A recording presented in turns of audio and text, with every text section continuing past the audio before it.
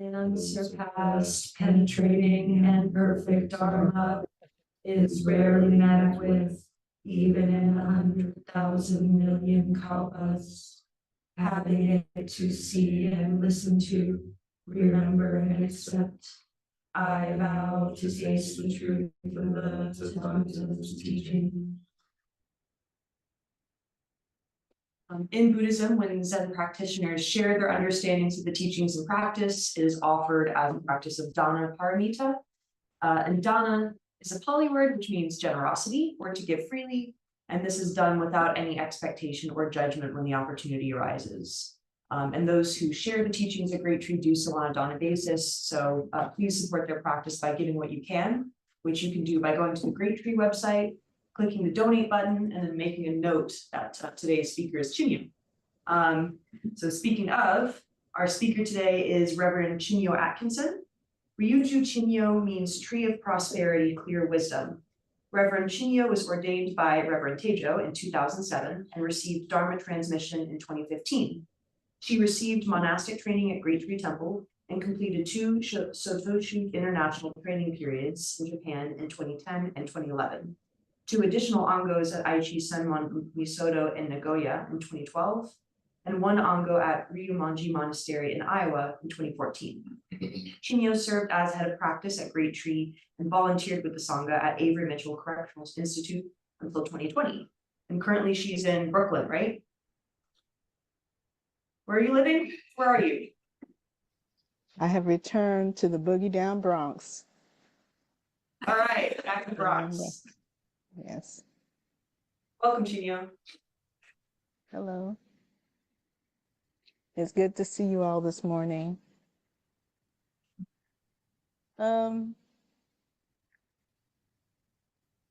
We'll see how this goes, because one of the things that I have difficulty doing is,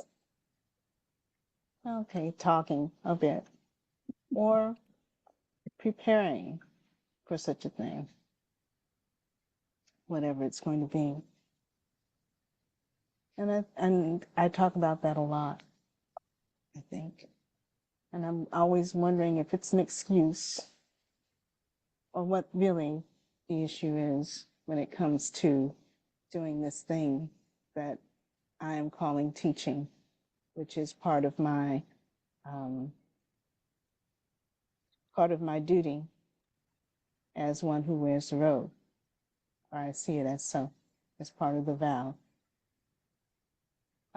So when it comes to preparing for these events in my life,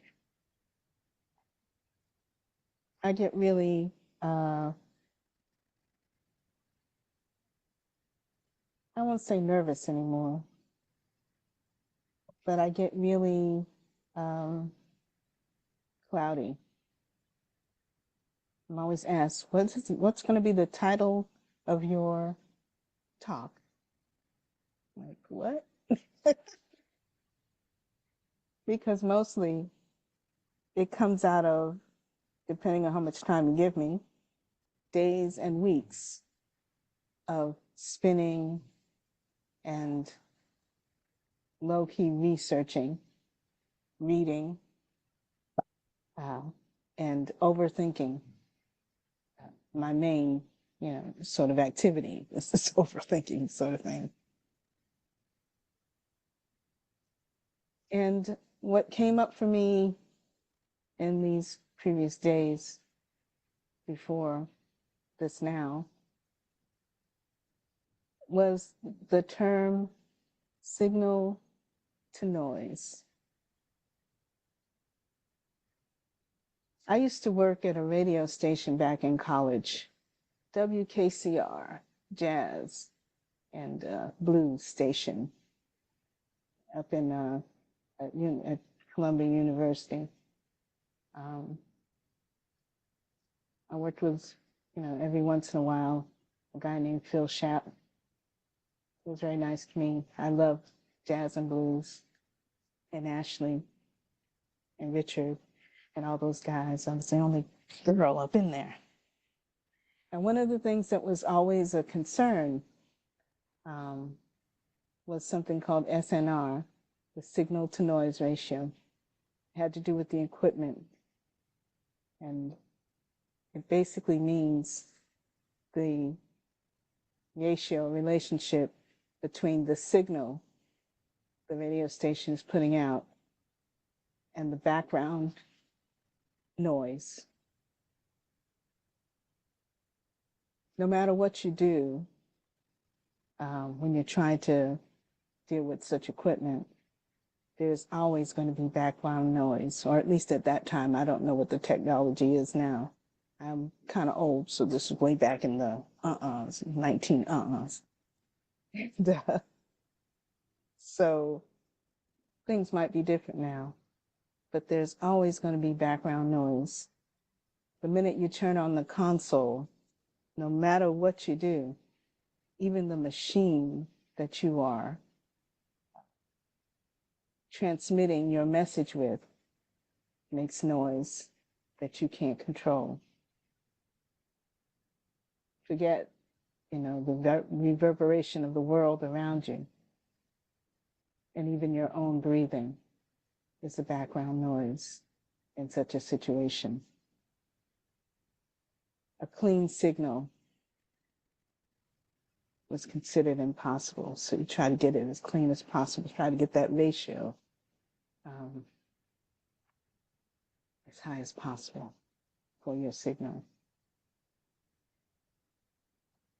For some reason, I think I was watching something on TV, which is another preoccupation of mine in these days. A gentleman was talking about signal to noise, and he used it as a kind of metaphor for what goes on in our world today with all the information that we have. We go out and we look for information. And the reason why we get so confused and frustrated is because around all that information that we're looking for is a whole lot of stuff, a whole lot of other information, whether it's good information, bad information, tangents, misinformation, all around what we're trying to search for. And so it becomes that, what do you call it, that deep dive, boring into everything, but never having to discern what's good information, what's bad information, because there's all this noise around, and people have trouble finding what's true, what's not true. And that was the conversation on this particular show. And he also used the term signal to noise. And I attached to that for some reason my own noise, and began applying it to myself and to this task that I have, this vow that I have to say something, as Katagiri Roshi's title, Katagiri Roshi's book, you have to say something. What am I saying? And I do a lot of worry about that. Am I actually transmitting the Dharma signal, or am I just making noise? It's a concern of mine. I often say, I'm just trying to be honest when I talk about Dharma and my experience in it. Really, girl? Are you? Yeah. What does that mean? So I wrote down a few things. My worry is that the message gets lost in the means of sending this signal. And that's this. In saying something, I need to be able to cut my noise, my greed, anger, ignorance, delusion.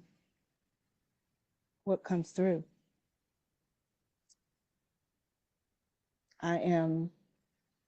My title is teacher. My title, my role is teacher. That does not mean that my signal is clear. And I always want to warn people about that. The other noise is the noise of those who listen. There's a lot of controversy out there in the Zen world right now. Lots of things happen because the Zen community is made up of human beings, bags of flesh and water. Not the imperfect perfect of us. So there's lots of controversies out there. I'm not even going to speak to that. That's not the point here.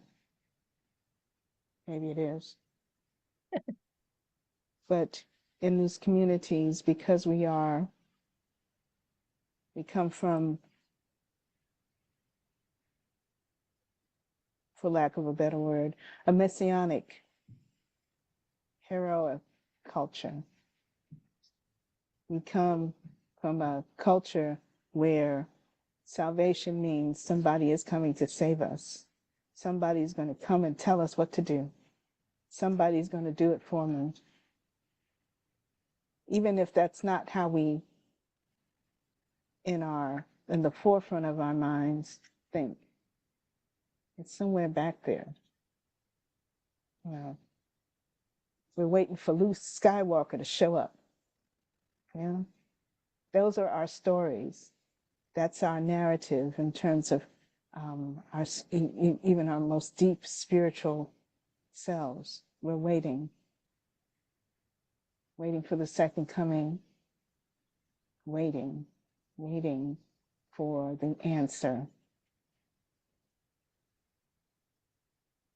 And I think, that is not the narrative of Buddhism, but believe me, it's there. And so sometimes we rely too much on the big guy, the priestess, rather than what the Buddha actually told us, the light into ourselves. Too much. We are consumers of salvation, consumers of the answer. And that's also part of my noise, laying the responsibility at someone else's feet. And who do we choose? What's that noise? The charisma, the glib, the one who sounds best, the cute one, And as much as maybe I like to deny that, my biases are also there. My biases, my preferences are also in that noise.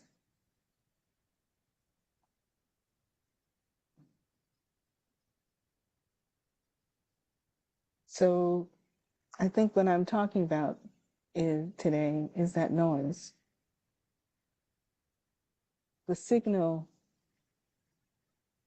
is 3,000 years old. It is strong. but our noise is also strong. So I'm trying not to make noise.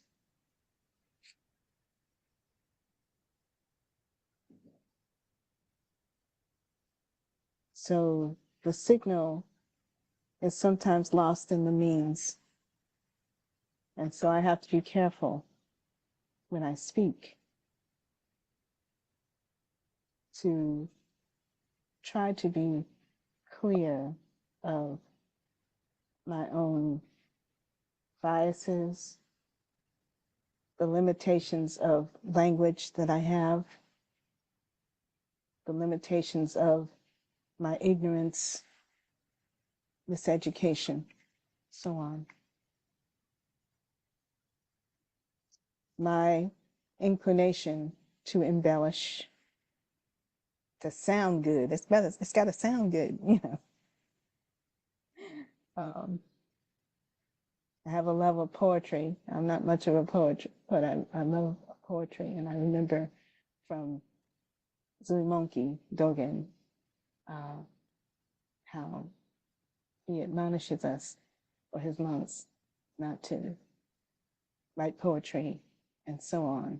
And then he goes ahead and writes volumes and volumes and volumes of poetry himself. Is that clear? I don't know.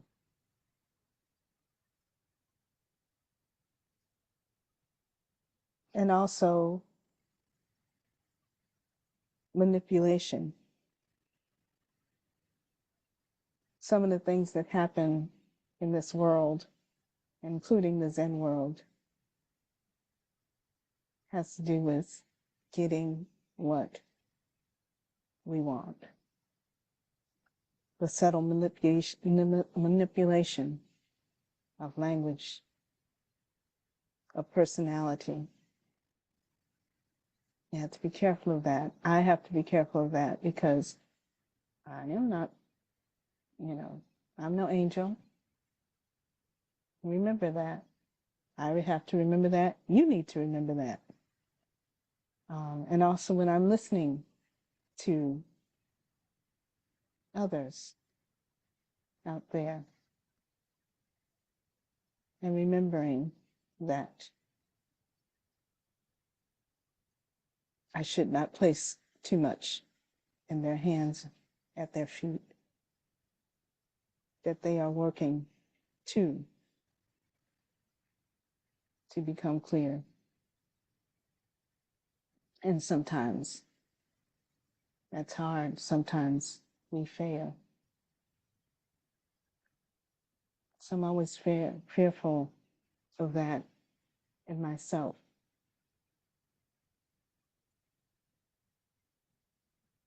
I was talking to a friend a few nights ago and telling him, oh, I don't want to be avid because, I might mess up. My hands are dirty. My mouth is dirty. My brain is dirty. But he says, you don't have that option. Took the road. You don't have that option. I'm like, oh, shoot. My excuse.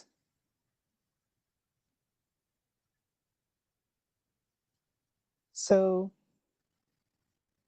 I have a fear of my own background noise clouding the signal, regardless of my intent.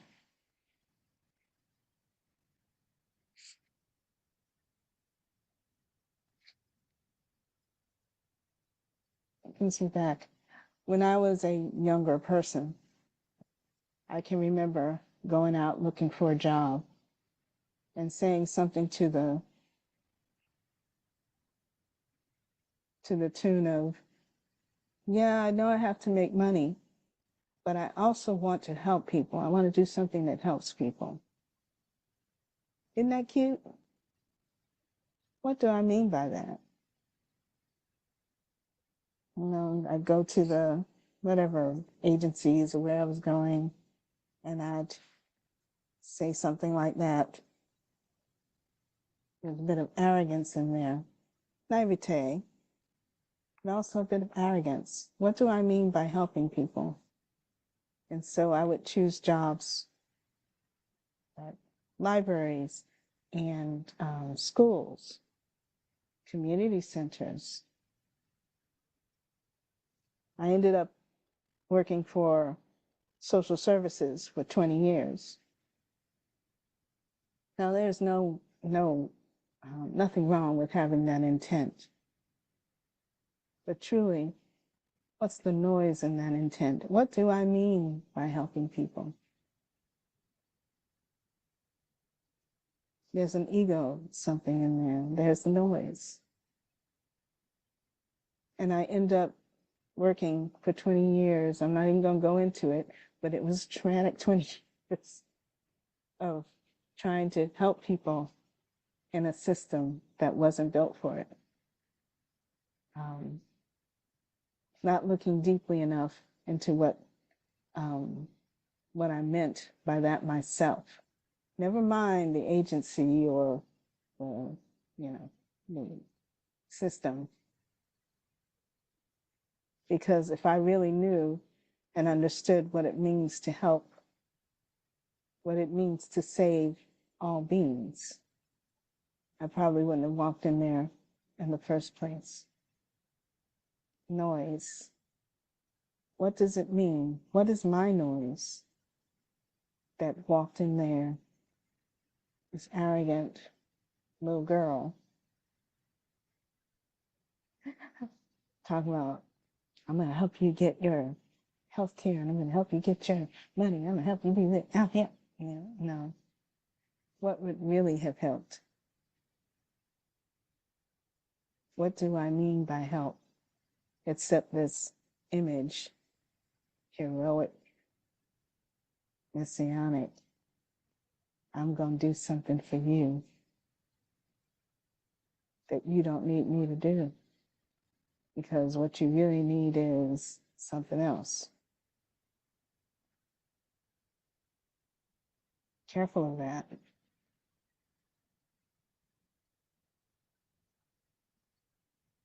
And now, as a older,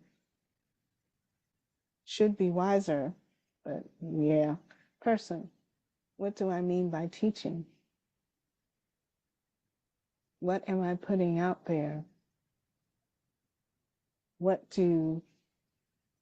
is it that I am trying to hand to you all as teacher, whatever that means?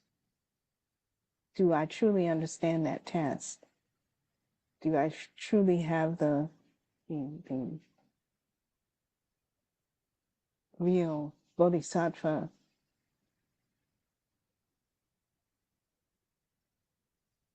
drive, understanding to give you what is true, what is needed, what is appropriate?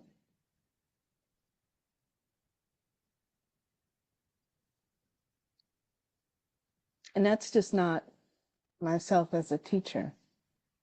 That's as a being living amongst other beings.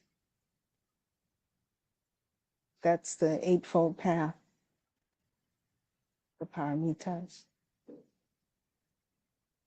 That's the signal. What's my ratio? What's my ratio? My signal to know is the ratio. What is R, SNR in this situation? Even this vague sort of metaphor that I've fallen into, what's that noise? Does it convey what I need to pass on? Or is it just me, again, spinning in my in my brain, indulging in an idea, and in so you know, why is there this fear that comes up in me when I'm tasked to do this?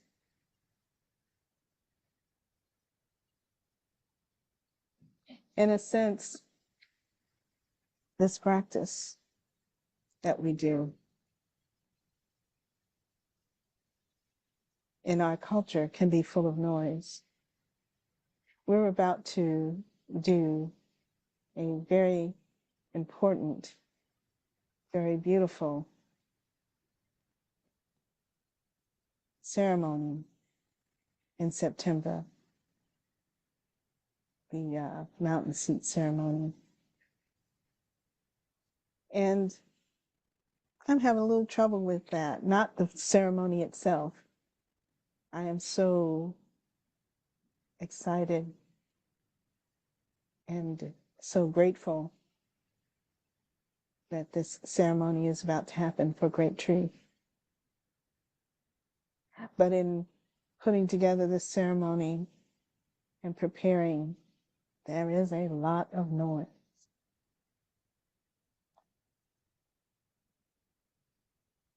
Sometimes I wonder, in the building of temples, in the bringing together of communities, in doing these wonderful ceremonies, there can be a lot of noise. The signal is the Dharma, but here we are in this preparation, in this building, in this coming together with all of our ego, greed, anger, delusion, because that's all we have. And we try so hard in the doing that oftentimes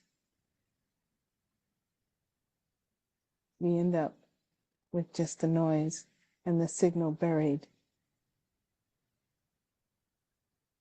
As we come into this preparation for the ceremony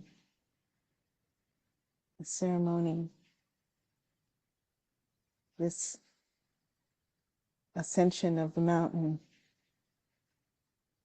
that strong signal of Dharma in this happening, in this coming together, in this ascension of the mountain. I hope to not lose that signal in all of the pressure and preparation and the gathering and the fundraising and all of these things that has to be done for the physical part of it to manifest. And to try not to lose the Dharma spirit of it in my own fear that things won't go right, that things have to look good, yeah. That all these people are coming. All of that is not unimportant in the relative world. And that relative world helps to bring together that spirit, because it's a ceremony of love. It's a ceremony of gathering all of our right effort, all of our consciousness, all of our effort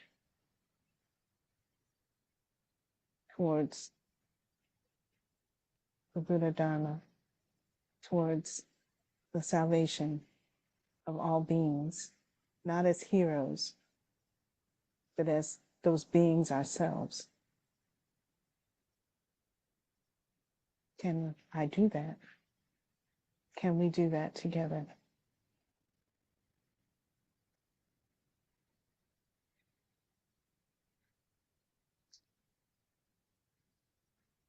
and in our everyday practice together in Zazen.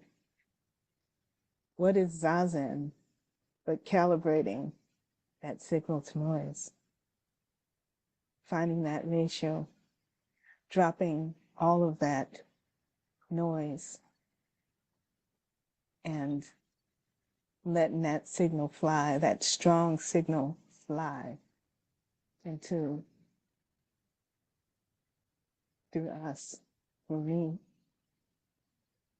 and all the people in the Zendo.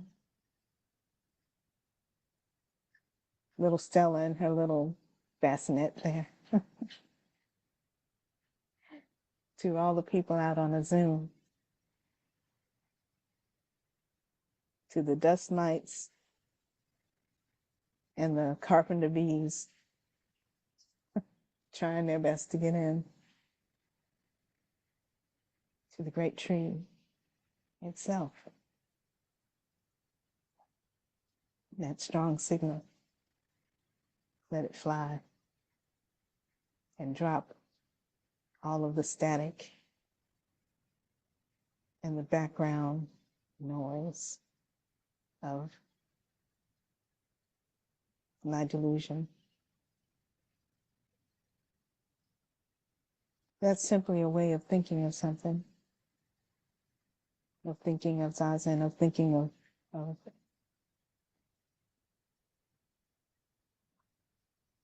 that's a little bit of noise itself.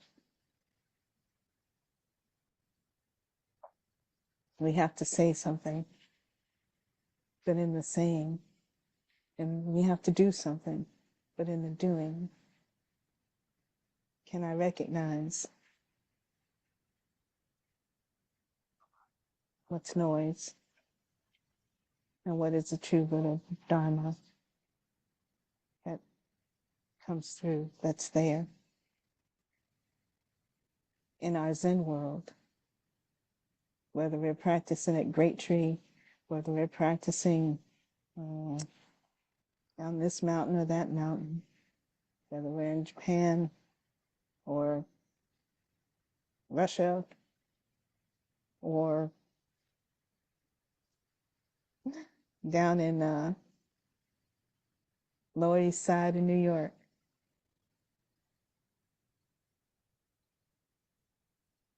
Doesn't matter. Can we build our temple?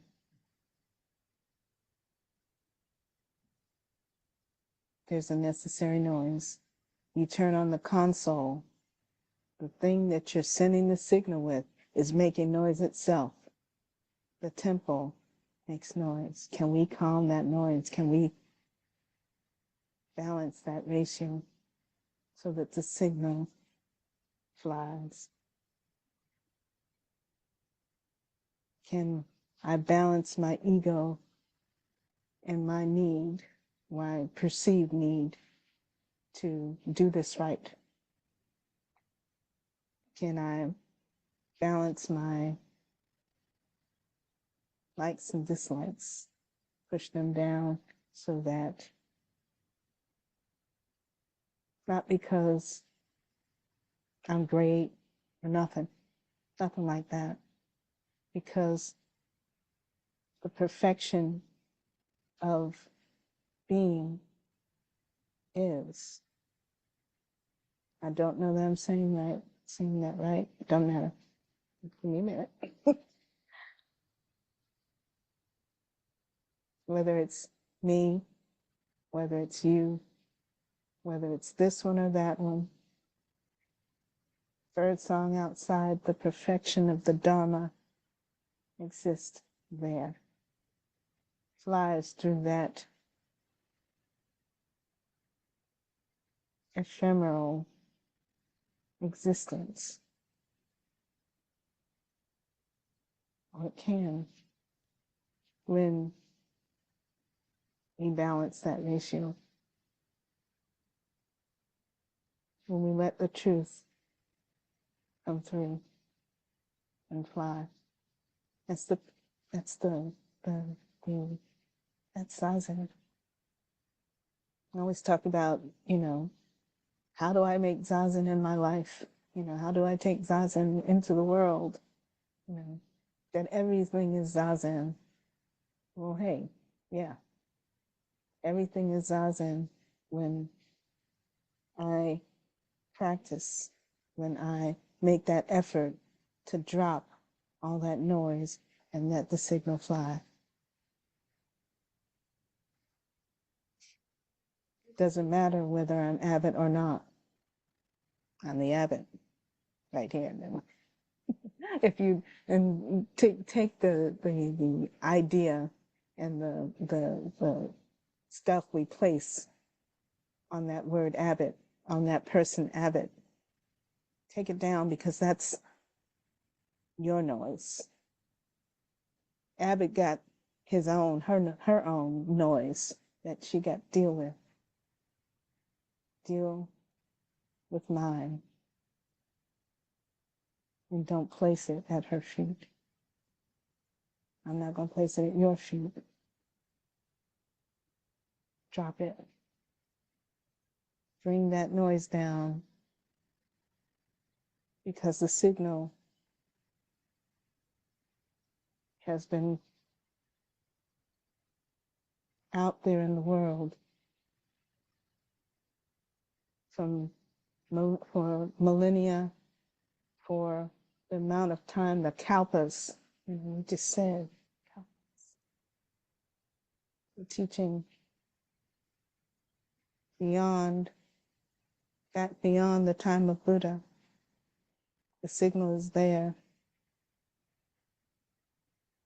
Listen and shut the hell up so it can fly, which is what I will probably do right now, because it's getting on that spinning thing. So excuse me. So I will, at this point, because one of my practice in doing this is to stop talking so much. Sorry.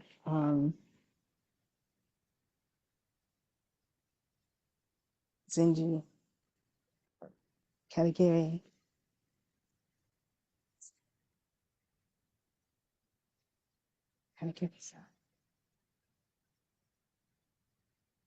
But I have said something, and I hope it was not too noisy. And so I open the floor up to you if you want to say something, if there is something that you'd like to say. Thank you very much for listening to me.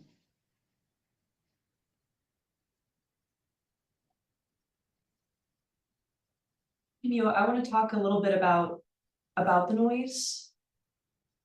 Because I have done a lot of audio engineering, so I have dealt with a lot of the signal to noise ratio problems. And one thing that I found is, like, when I first noticed noise, I didn't notice how bad it was, right? Like, you have to kind of develop an ear for the noise. And then perhaps run to an audio engineer who hears more noise than you do because your ear's not good enough. And like, that noise is part of the equipment. Like, there's no way of getting around noise, no matter how good your equipment is. You just get better audio engineers who tell you about the noise so you can notice it. So, I don't know if there's really a question in there, but I guess I sort of think of the noise as, like, in the same way that, like, our suffering is the teacher. I sort of think of the noise as being sort of an inextricable part of that process too, where, the noise is going to be there. It's just telling us that our equipment isn't good enough, and that you need to go find an audio engineer who can recommend you something better. Yeah. That's a good point. I get you. That is exactly what I learned, at that radio station. You're never going to get rid of it. You got to hear it, but you got to hear it. Exactly. To even know that it's there. And I think, in what you're saying, a lot of what brings folks to Zen, to any kind of practice, is you finally hear that noise and you want to clear it up. And so you find your space where you can learn from it. But the learning is the hearing it and noticing it. And so your audio engineer sitting in the robes over there comes to tell you of her experience. And of what you're hearing. And to bring not a technique, but to, I don't know, here's more noise, words.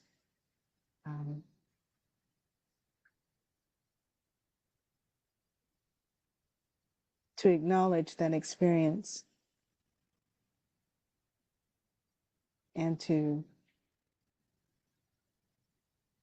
show you that she also hears it and to share with you how to turn that dial, which is basically,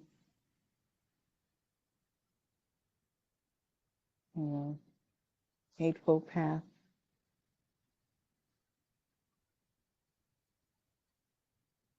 Dharmita's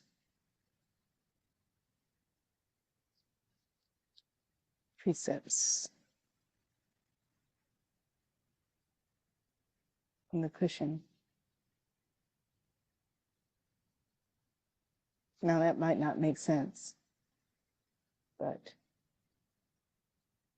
there That's she a signal in is. there. Mm-hmm. Thank you. Thank you, Chimyo.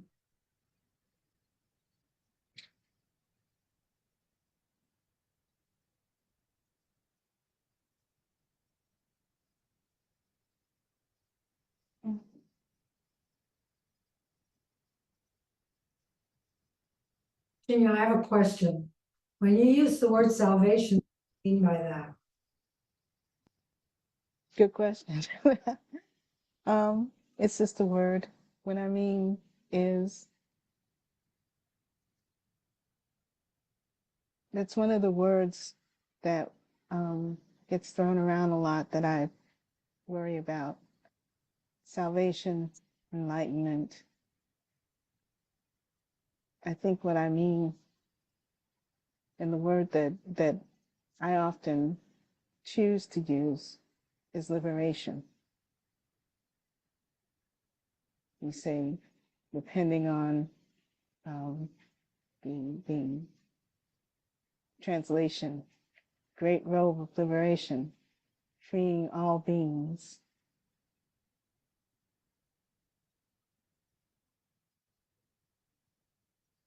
And that comes more readily to me.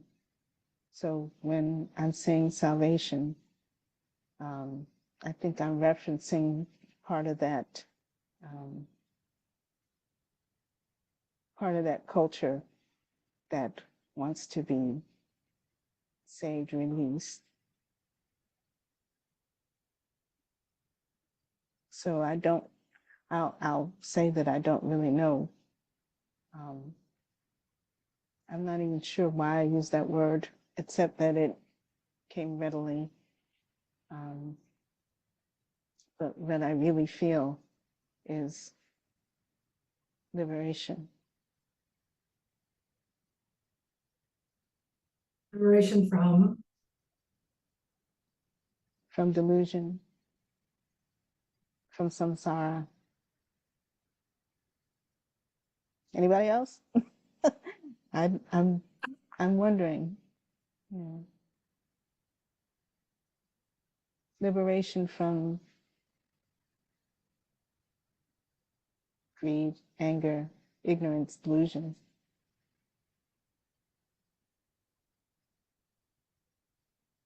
Suffering.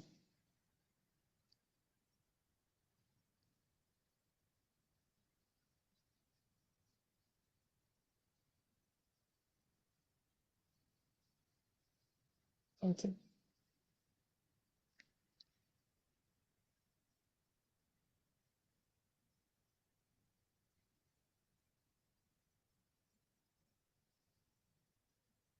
Question, Chimyo. Um, how do we help?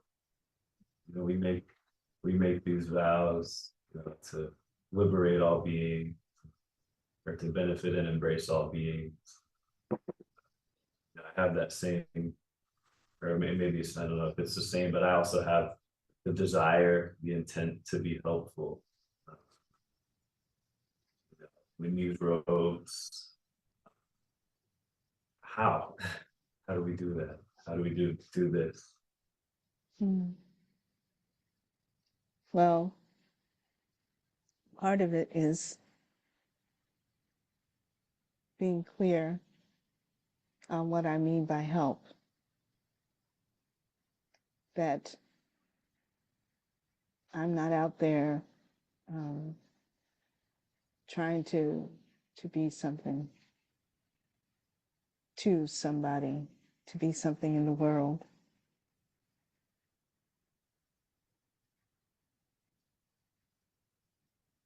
To make sure that that's not ego, because that's also a sort of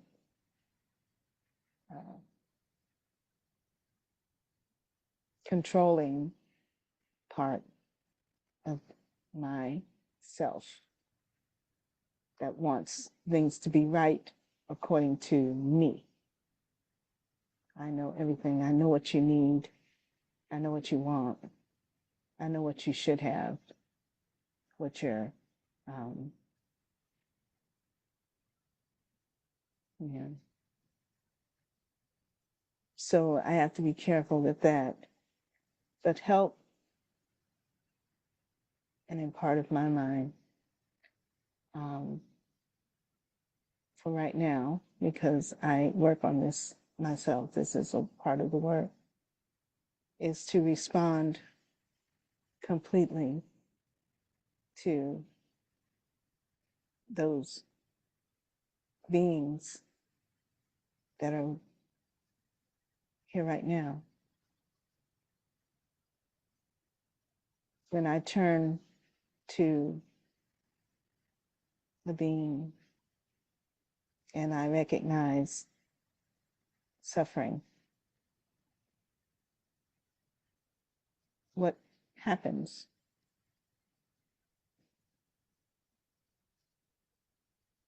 And I hate to say not what do I do, you know, because that is a controlling part of me. What do I do?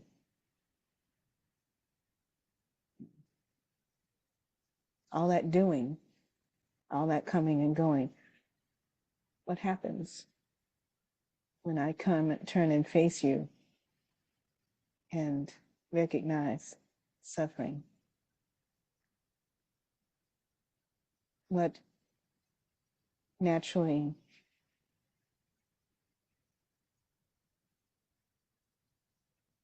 moves to do, my move to do? Part of practice is not knowing what to do, but allowing compassion, allowing true consciousness, allowing reality to emerge and to happen. There's a naturally, you know, not according to the book, but according to what's real and what's right here, right now.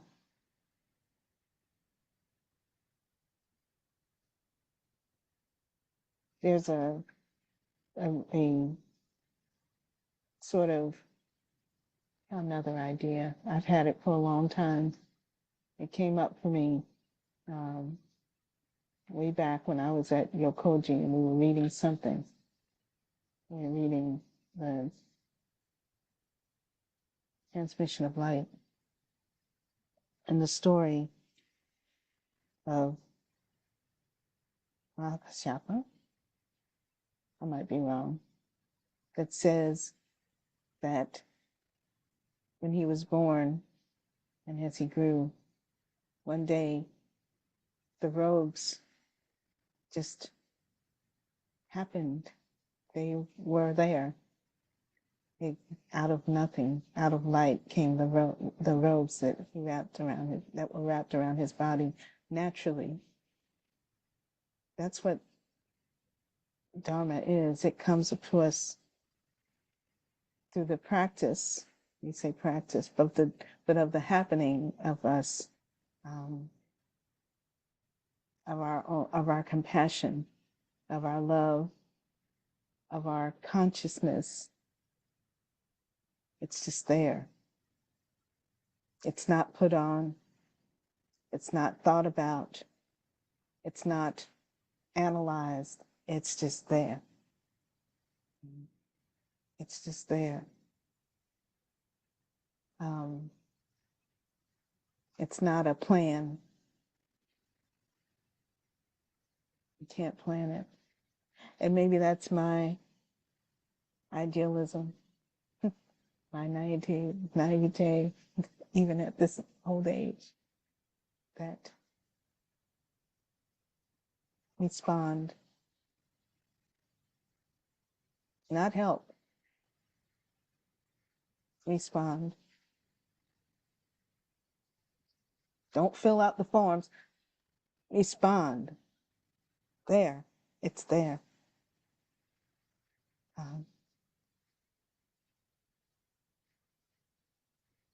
I don't know that I explained anything. I get the spinning these days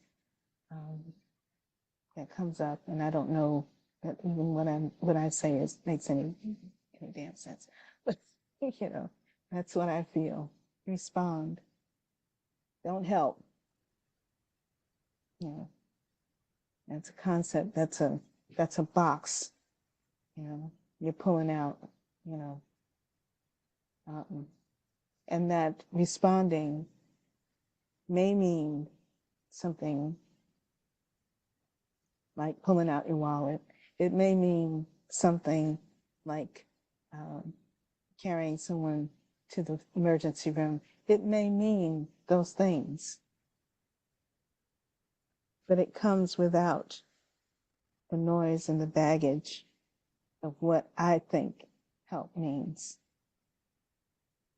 It comes without that first conceptual building of something. It comes without my ego that says I'm going to be the hero, that I'm going to, whether we're doing it for recognition or to make myself feel better or to be a good person, whatever that means. It means nothing. It just is. And that's the Buddha that emerges. That's Kannon. That's you. So I don't know if that noise helped, but yeah. I got some signal.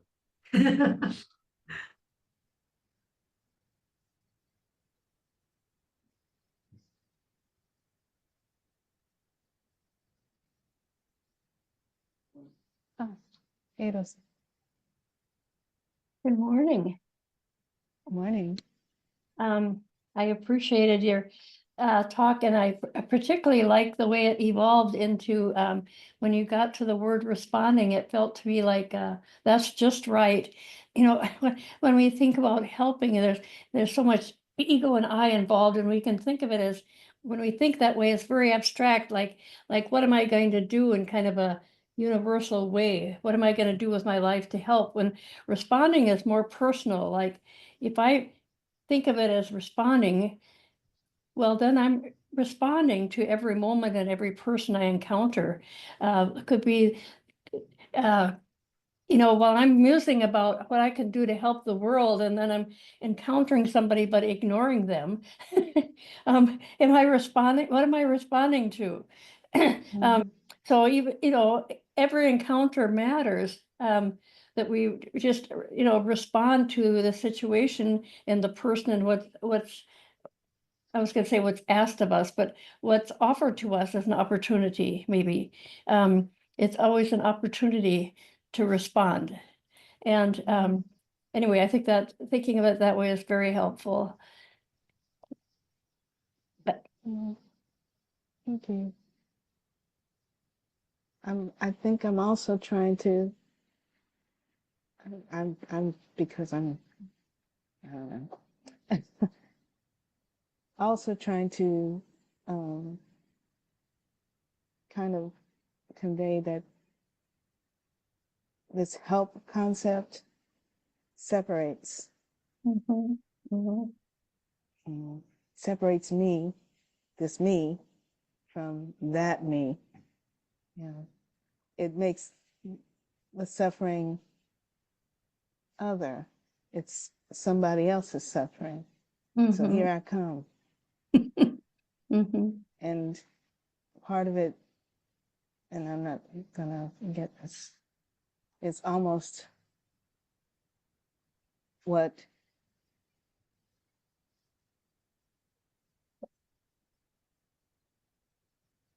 instead of seeing other, see that suffering is right here. That suffering is mine. That suffering is just like me sticking my hand in a fire and grabbing it back. That's my own arm there, laying and freezing on that metal grate. That's my body. That's cold and hungry. That's the Dharma body.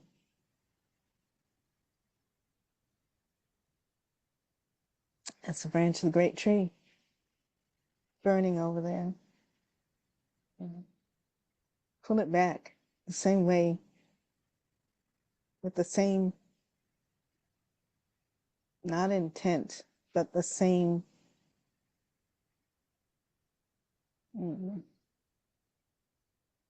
almost reflex that I pull my own arm out of the fire, or what I perceive as my arm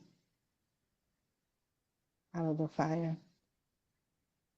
Can I not perceive that body, that tender body suffering over there, that mind, those tears as my own, instead of this distance of, I'm going to go help. What does that mean? I ain't got to go nowhere. It's right here. Here. Can I do that? And I'm not saying that I do that, but sometimes we feel it. Your signal, you feel it. Even if it's just, a vision or a picture on a TV. What are those tears? Are they just play tears? Maybe that's the signal. It can be as, as clear as that, but immediately it's like, boom, send your money, sponsor this, sponsor that. There's nothing wrong with doing that. But recognize and bring it, and don't even bring it close. Be it.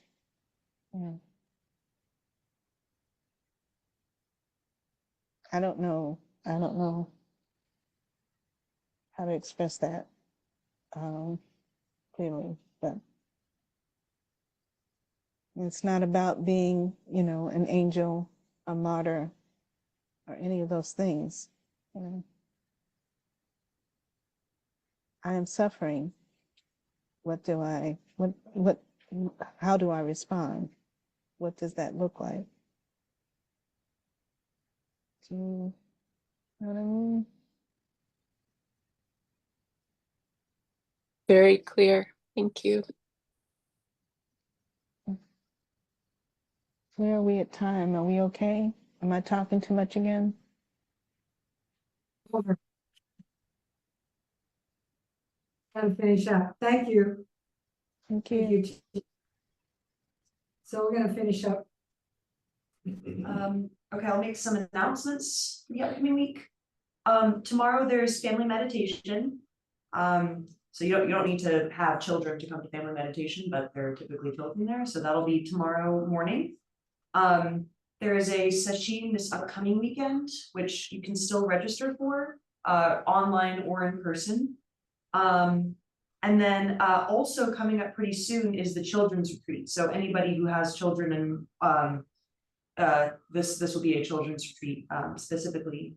And our speaker next weekend will be Teijo, and she will be talking. The title of her talk is Ascending the Mountain, which I'm assuming is more mountain seat. I don't know yet. Oh, I'll okay. let you know next Okay, well, week. that's what the title is. Who knows what the talk's gonna be about?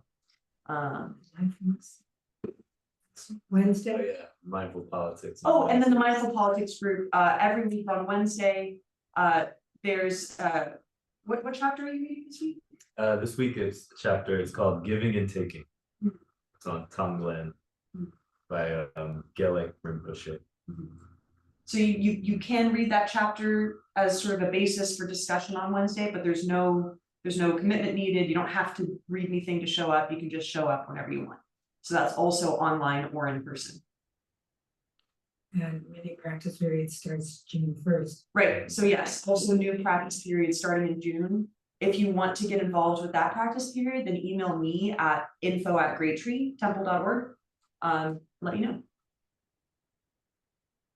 Okay, get back the merit. Give back the merit. May the merit of this practice May the merit of this practice benefit all beings benefit all beings and bring peace. and peace.